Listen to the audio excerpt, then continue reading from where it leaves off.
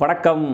என்னன்னு சொல்கிறது, நம்மளுடைய சேனல் கம்யூனிட்டியில் ஒரு போல் ரன் பண்ணி அதில் அதிக ஓட்டு வாங்கின ஒரே காரணத்துக்காக இந்த படத்தை பார்க்க வேண்டியதாக ஆயிடுச்சு. ஒருவேளை நீங்கள் ஏதாவது பழி வாங்கிட்டீங்களோ நான் யோசிக்கிறேன். நான் ஏதாவது உள்கூத்தோட ஓட் பண்ணிட்டீங்களா எல்லோரும் அப்படின்றது தெரில. ஒருவேளை உங்களுடைய பேட் லக்னால எதிர்காலத்தில் எப்பயாவது இந்த படத்தை நீங்கள் பார்க்க நேரிட்டுதுன்னா கண்டிப்பாக அப்போயாவது நீங்கள் சப்ஸ்கிரைப் பண்ணலாம், தேடி வந்து நம்ம சேனல் சப்ஸ்கிரைப் பண்ணுவீங்கன்னு நினைக்கிறேன். அது இந்த ரிவ்யூ பார்த்து முடித்தாலும் இறக்கப்பட்டாவது நீங்கள் சப்ஸ்கிரைப் பண்ணுவீங்க, ஷேர் பண்ணுவீங்க, கமெண்ட் பண்ணுவீங்க, லைக் பண்ணுவீங்க நான் நம்புகிறேன்.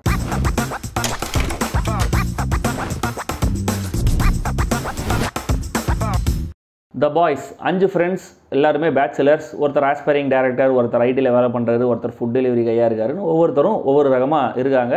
எப்பயும் போல் நம்ம தமிழ் சினிமா வழக்கப்படி தண்ணி தம்மு சரக்குன்னு இப்படியே அவங்க ஜாலியாக சுற்றிக்கிட்டு இருக்காங்க. காசு நிறையா சம்பாதிக்கணும்னு என்ன பண்ணுறாங்கன்னா, டாஸ்மாக் மூடி இருக்கிற சமயத்தில் நமக்கு பிளாக்ல சரக்கு எடுத்துன்னு வந்து வாங்கி விற்போம் அப்படின்னு பிளான் பண்ணி வாங்கி எடுத்துன்னு வந்து விற்கிறாங்க. அதில் நிறைய காசு சம்பாதிக்கிறாங்க. ஆனால் அதனால் இவங்க இருக்கிற ஃப்ளாட்டில் பெரிய பிரச்சனை வந்துடுது. இவங்களை வீட்டை விட்டு காலி பண்ண சொல்லிடுறாங்க. அவுட் ஆஃப் சிட்டியில் ஒரு தனி வீடாக பார்த்து அங்கே குடி போயிடுறாங்க. ஸோ இனிமேல் நம்மளுடைய பிஸ்னஸ் பயங்கர செழிப்பாக நடக்க போகுது அப்படின்னு பார்த்தா கரெக்டாக அப்போ கொரோனா வந்து லாக்டவுன் போட்டுறாங்க. ஸோ இது ஒரு பீரியட் ஃபிலிம் 3 வருஷத்துக்கு முன்னாடி நடக்கிற ஒரு கதை, பெரிய விஷயம் கிடையாது. அதனால் ஸோ அந்த கொரோனா லாக்டவுன் டைமில் இவங்க வீட்டில் சில அமானுஷ்யமான விஷயங்கள்லாம் நடக்க ஆரம்பிக்குது. முதல்ல சில இன்டெல்லாம் கிடைக்குது, பட் இப்போ இவங்க வீட்டில் இருக்கும்போது கொஞ்சம் உக்ரமாக நடக்க ஆரம்பிக்குது, பயப்பட ஆரம்பிக்கிறாங்க. ஸோ இந்த மாதிரியான சமயத்தில் இந்த பேய் பிரச்சனையை அவங்க எப்படி சமாளித்தாங்க, அந்த பேய் யார் என்ன அதெல்லாம் சொல்ல படத்தில். ஸோ இதெல்லாம் தான் த பாய்ஸ்.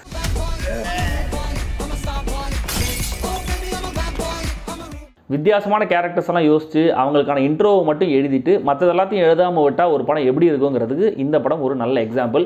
ஷாரா அடிக்கிற ஒரு சில கவுண்டர்ஸுக்கு அங்கங்கே கொஞ்சம் சிரிப்பு வருது. தென் ரியல் லைஃப்பில் நம்ம நியூஸில் பார்த்த சில விஷயங்களை காட்சிகளை அங்கங்கே இம்ப்ளிமெண்ட் பண்ணுற ஐடியா, நோட் பண்ணுங்கள், ஐடியா மட்டும்தான், எக்ஸிக்யூஷன் கிடையாது. ஐடியா கொஞ்சம் பரவாயில்ல. தென் பேய் பிடிச்சதுக்கப்புறம் WWEயில் வர அந்த மூவ்ஸ் எல்லாத்தையும் எக்ஸிக்யூட் பண்ணுற அந்த ஐடியா கொஞ்சம் பரவாயில்ல. தென் பேய்க்கு பேக் ஸ்டோரி சொல்லாமல் விட்டது, ஹீரோயின் ட்ராக் இல்லாமல் விட்டதுன்னு இந்த முடிவுகளையும் கொஞ்சம் பாராட்டலாம்.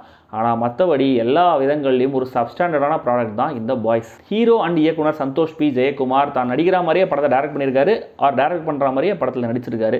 ஏன்னா ரெண்டுமே ரொம்ப ரொம்ப சுமாராக தான் இருக்குது. டெய்லி ஸ்பாட்டுக்கு போய் இன்றைக்கி இதை எடுக்கலாம் அப்படின்னு யோசிச்சு கொஞ்சம் கொஞ்சமாக இந்த ஸ்டோரியை டெவலப் பண்ணியிருப்பாங்க போல இருக்குது.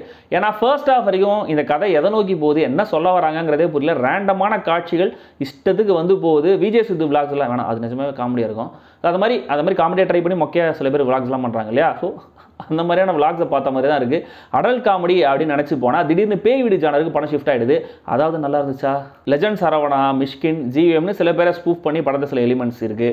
அண்டு பிகிலில் விஜய் உட்காந்து பேசுவார்ல ஒரு ரூமுக்கு வெளியில், அந்த சீனை ஸ்பூஃப் பண்ணுற மாதிரி ஒரு சீன் வச்சுருக்காங்க. ஆனால் இது எதுவுமே வேலைக்கு ஆகலை.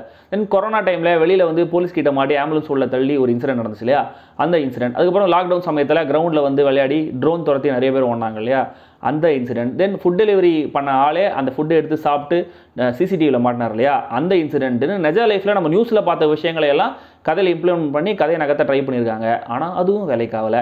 கட்டிப்பிடிடா பாட்டை காமிகளாக யூஸ் பண்ணுறோம், பயங்கரமாக பேய் பிடிக்கிறதுக்கு நாங்கள் யூஸ் பண்ணுறோம் பாருங்கள் அப்படின்ற மாதிரி ஏதோ யூஸ் பண்ணி அதுலேயும் டைமிங்கில் கோட்டை விட்டு அதுவும் வேலைக்காகலை. அடல் காமெடி எடுக்கிறதுன்னு ஆயிடுச்சு. ஆனால் அதுலேயே ஏதாவது கிரியேட்டிவிட்டி காமிச்சிருக்கலாம் இல்லையா, அதுக்கும் ஷாரா மட்டுமே ஒரு சில இடங்களில் ப்ராப்பரான கண்டென்ட் கொடுக்குறாரு. ஸோ அந்த இடத்துலையும் கோட்டை விட்டுருக்காங்க. ஃப்ரெண்ட்ஸ் எல்லாம் வீட்டில் பேய் இருக்குன்னு மிரண்டு வெளியில் வராங்க.